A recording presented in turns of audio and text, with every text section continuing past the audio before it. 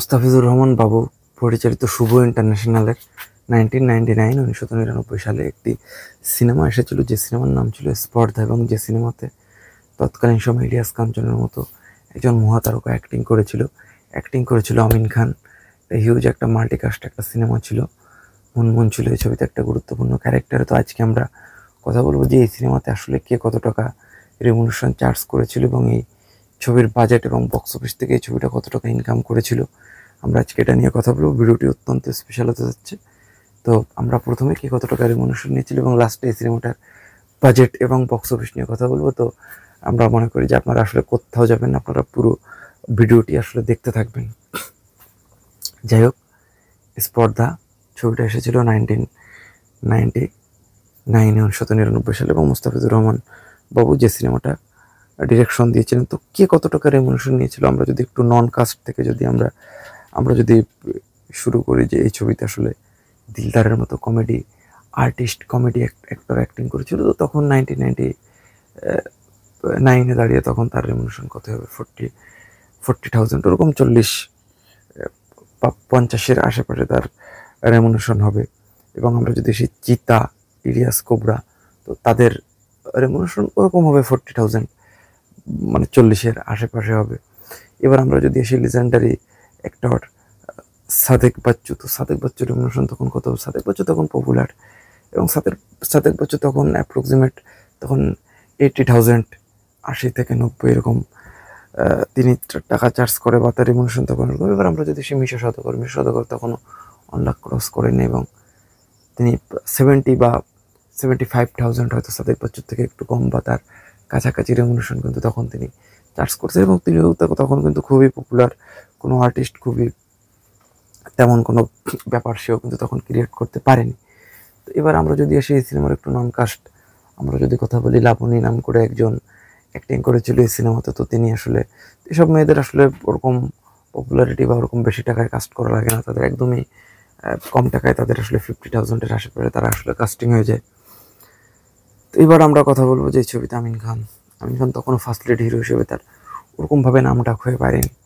1999 আমিন খান এই ছবিতে তো তার লিপের যে গানগুলো, যে পাগল হইলাম আমি তোমার কাছে ঘুরে ঘুরে, বা অন্তরে অন্তরে আছো তুমি বন্ধুরে, তো গানগুলো তৎকালীন সময় দাঁড়িয়ে বেশ পপুলারিটি পায়। এবং আমিন খান এই সিনেমাতে আপনি যদি তার রেমুনেশন যদি আপনি ধরেন, তো অ্যাপ্রক্সিমেট আসলে 1.5 লাখ টাকার আশেপাশে কিন্তু তার রেমুনেশন কিন্তু এই সিনেমাতে ছিল, এবং তার মোটামুটি একটা কাস্টিং ভ্যালু ছিল এই সিনেমাতে।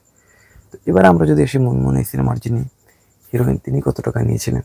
তো পরিচালকের বার্তায় কিন্তু আপনারা জেনে গেছেন যে এই সিনেমার হিরো এবং হিরোইনকে কত টাকা নিয়েছিলেন। তো মুনমুনের আমরা একটা বার্তা অনুযায়ী জানি যে মুনমুন কিন্তু এই সিনেমাতে অ্যাপ্রক্সিমেট তিনি কিন্তু 5 লাখের আশেপাশে কিন্তু তিনি চার্জ করেছিল। এবং মুনমুনের তখন লেডি অ্যাকশন সিনেমাতে অন্যরকম দাপট। এবং এবার যদি এসে যে এই সিনেমার আমরা যদি লিড হিরো ইলিয়াস কাঞ্চন সাহেব, তো তিনিও কিন্তু এই ছবিতে কিন্তু ওরকম 5 লাখের আশেপাশে। এখন মুনমুনের স্টারডম কি তখন ইলিয়াস কাঞ্চন সম্বন্ধে এটা নিয়ে একটা বিস্তর একটা আলোচনা কিন্তু আমরা দিব, যে আসলে এই ছবিতে কার রেমুনেশন আসলে কেন, এই ছবিতে আসলে কি, এটা নিয়ে আমরা একটা বিস্তর আলোচনা দিব। তো এটা হচ্ছে মূলত এই ছবিতে রেমুনেশন অ্যাপ্রক্সিমেট কিন্তু মুনমুন 5 লাখ, এবং ইলিয়াস কাঞ্চনও কিন্তু এই ছবিতে 5 লাখ নিয়েছিল। ইলিয়াস কাঞ্চনের তখন আসলে স্টারডম 90 যেরকম ছিল শুরুর দিকে, শেষের দিকে তার ওরকম ছিল, এবং এখানেও তিনি 5 লাখ মুনমুনের আশেপাশে কিন্তু ইলিয়াস কাঞ্চন চার্জ করেছিল। এবং এই ছবিতে আমরা যদি এসে ডিরেক্টর মুস্তাফিজুর রহমান বাবু, তো তিনিও অ্যাপ্রক্সিমেট 4.5 থেকে 5 লাখ টাকার মতো তিনিও কিন্তু এই ছবিতে রেমুনেশন চার্জ করেছিল।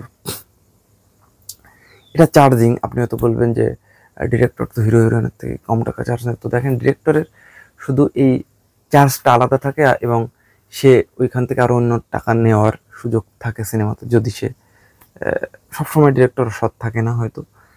তো এবার আমরা যদি এসে এই সিনেমাটার বাজেট এবং বক্স অফিস, তো এই সিনেমাটার একটা মেগা স্কেলের সিনেমা, একটা বাজেটের সিনেমা ইলিয়াস কাঞ্চনের মতো আর্ট। তো অ্যাপ্রক্সিমেট 85 লাখ, 85 লাখ টাকার আশেপাশে সিনেমাটা বানানো, এবং তখন 5 কোটি টাকার উপরে কিন্তু অ্যাপ্রক্সিমেট সিনেমাটা আসলে বিজনেস করেছিল। এবং এটা একটা ম্যাসিভ কালেকশন, তো একটা ম্যাসিভ, একটা খুবই বড় ধরনের একটা সাকসেসফুল একটা সিনেমা কিন্তু ছিল এই সিনেমাটা।